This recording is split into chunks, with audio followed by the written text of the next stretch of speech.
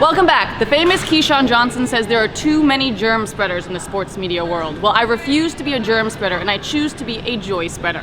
Welcome back to my interview segment, Joy Spreading. I'm your host, Sam Adams. I understand that asking people the same boring questions is only going to get you the same boring answers. So rest assured, we will keep it lively. I'm excited to introduce our next guest, the head strength and conditioning coach of your USC Trojans, Coach Aaron Ausmus, also known as Double A. Coach, thanks for being here today. Awesome. I'm excited to see what you have for us. Oh, it's gonna be a blast. All right, well, as you can see, we're wearing our matching sweatpants. This is not happened by accident. The Gray Sweatpants Society is a real thing. Can you tell us what it is, what it's all about, and how I can become a member? You are a member. Yes! You're currently wearing them.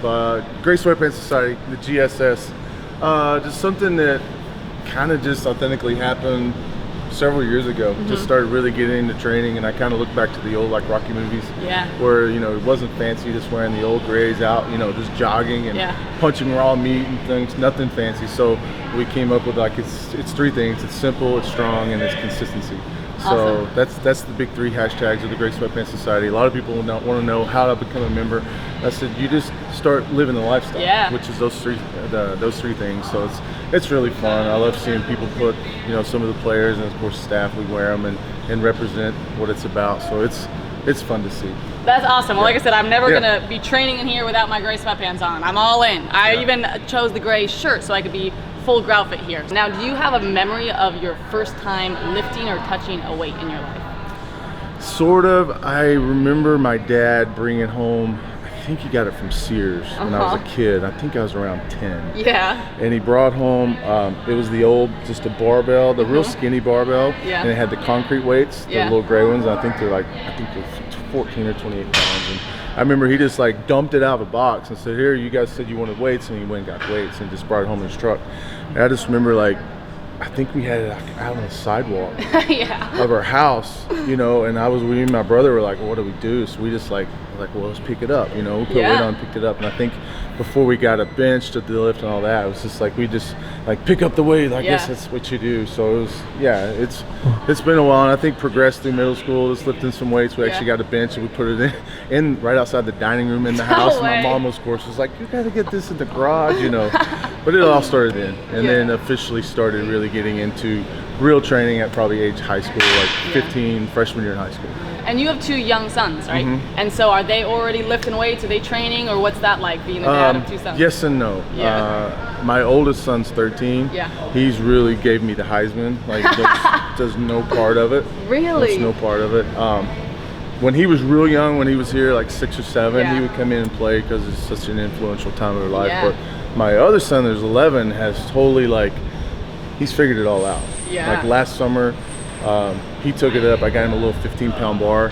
And he's learned all the lifts. No way. So he can perform any lift that he'll ever have to do if he pursues athletics, sports and stuff. He already knows how to do. That's awesome. Does he have any gray sweatpants that he wears? Of course. Okay, good. Raising them right. The thing about him, he's a big shirts off guy. So he not only wears his grays, but he's training when he lifts. He goes gray sweatpants and shirt off. So he takes it another level. He's gonna be a ladies' man when he grows up. So the other myth and really word on the street that I hear is that you are the grilling master of the John McKay Center. So not only are you head of the Gray Sweatpants Society, strength and conditioning coach, but the grill master. So could you describe your grilling philosophy? Well, I would say I've done a lot of grilling in my life. So started at a young age. My dad was one of those people that would, when things were on sale at the grocery store, like certain steaks, he would buy a whole bunch and put them in the freezer. Okay. So as a young kid, I started learning how to work the grill, and I would go in and be like, again, high school age, go in okay, I'm gonna lay out these 2 steaks and defrost them, and then later in the day I'd cook them myself because I learned from him. And then my dad, obviously, after time, he'd come in, open the freezer, and be like, "There's a lot of steaks missing in here." I'm like, "Yeah, I've been cooking them, doing it for lunch and stuff." And he's like, well, let me know, because we plan on having these certain dinners and stuff. But the big green egg was something that came in about 10 years ago. Got one, I think, in 2010. Okay. So that one's just been my baby for the last 10 years of learning how to cook with charcoal, which gives it that better flavor and things like that. So just over time, it's just things you learn to do. So definitely the tri-tip, any kind of steak.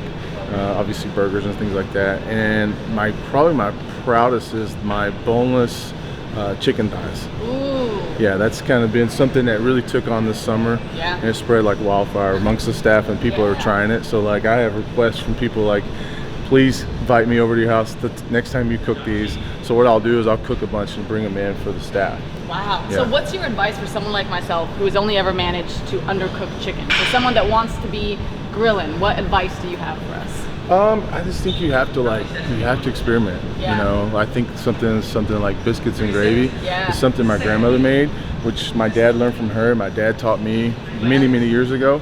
It took me several batches to start learning the proper amount of salt and pepper, the proper amount of flour and milk, and the proper amount of mixtures and things before I could get it to where I was like really proud of it. And so my kids now, that's all they talk about is like the biscuits and gravy recipe, but they don't understand how many trial and errors it took 10, 15 years ago where I'd do it and I'm like, well, I'm going to eat it because I don't want to waste it, but this sucks. You know, and it doesn't have the flavor my grandmother's had. It doesn't have the flavor.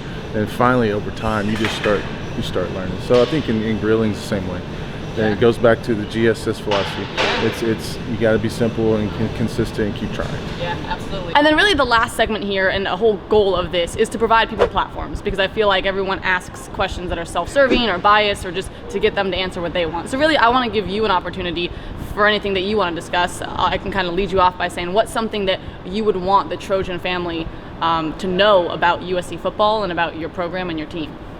I mean, the big thing in here is we try to really shape the lives of these players and athletes in other ways than just getting them strong. I mean, there's times where you have some really heart-to-heart talks with some of the athletes. They're going through some major things, whether it's family, school, together, I mean, a relationship, whatever it is. So our biggest part in here is we want to be great teachers and great mentors to these guys and the athletes. So it's so much more than lifting weights. The accountability of coming in here and giving it your best day after day and holding them to certain standards is great for them, but there's also times where you have to like sometimes put your arm around the athletes on the way to the parking garage or at lunch and sit down and get to know them and shape their lives, or at least listen in other ways, and that starts building that trust and that rapport that will take your relationship with them, and they'll work that much harder because you take that time.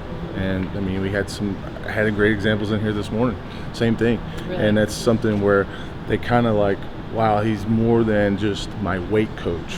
You know, he's really trying to help me in other areas because he sees and listens to me. So that's a big part of our job is those things. That's awesome. And what's a goal right now, personal or professional, that you are working towards? I mean, the goal in here is I got here in March, so I think this program, what we're doing is it's really on ground level. Yeah. It takes time. It's very much like a crock pot, going back to cooking. Yeah. You know, this is not when you build a strength philosophy or a strength program, it's not like fast food where you go in like, hey, give me this, and you go through a window and you have it. You know, this takes time over periods of time, under stress, and it's got to be back to that consistent message of building your program. So it doesn't happen in 5 months or 6 months. You know, it takes time. So in my mind, the goal is to just watch this thing grow and watch the culture grow at a level where you just keep seeing it move and get better. Yeah. And it's slow, you know, and that's what it takes. That's awesome. So for years I've been giving people gifts with their faces on it because that's the most thoughtful that you could be. So in your mind though, because I've experienced a lot of people that don't find that thoughtful, is it thoughtful and loving, or is it creepy to give people gifts with their faces on it? I think it's creepy. I'm so glad you said that. Well, can you elaborate? I guess why is it creepy? I don't know. I think people as they get older, they're just like, they don't want to see pictures of themselves anymore. I think maybe times in their life when they're younger, they're like, oh, this is great. I'm so glad that you said that. On behalf of the whole Joyspreading team, I have your very own notepad to write workouts for everyone. Joyspreading. Oh, look at that. I mean, I would be inspired. That's awesome. I would be inspired to do a workout coming from that right there. Strength training. Remember, I keep saying that. we don't work out. And actually, can you elaborate on that? Because I feel like that's an important Yeah, I think that's the very first thing we talked about on day one, and it's something new. It was good that it was new for the athletes because I was hoping it'd be new. Yeah. It's all about like your intent and your drive when you come in the room. So we put the word strength training in with the players as this is what our service is for them to come down and train to be strong. So we eliminated the workout word because in my mind working out is casual. Because if you want to go see people work out, you go to a hotel gym and you see people in there and they're reading the newspaper while they're walking on the treadmill. Or you go to, say, a 24-hour fitness and you see people spending way more time on their cell phone than they are actually doing something. To me, that's working out. You're just playing. Absolutely. You're killing time. You're doing what you like to do. And I think when you strength train, you do what you need to do. Once you instill it, like then, you're going to grow a generation of Trojans that's the way that they view it. Yeah, so we immediately, that was the first shirt we made as a staff. On the back says strength training, life's too short to be small and weak. Awesome. And just really back up what we're saying in many ways, and correct it immediately, and don't let it slip out of their mouth without saying something. A lot of guys will just instinctively, if they say it, they'll drop down and do 10 push-ups. We didn't tell them to, because they're just like, my bad, this is my mistake. But because they understand the difference, and it slips. Yeah, that's awesome. Well, thank you so much. You represent, a lot of excitement for the Trojans that I've talked to, as I've talked to some alum and season ticket holders. People are really excited about you and your program and growing this crock pot. So everyone, stay tuned, stay deep, spread joy, and fight on. Thanks, Coach. Yep. Don't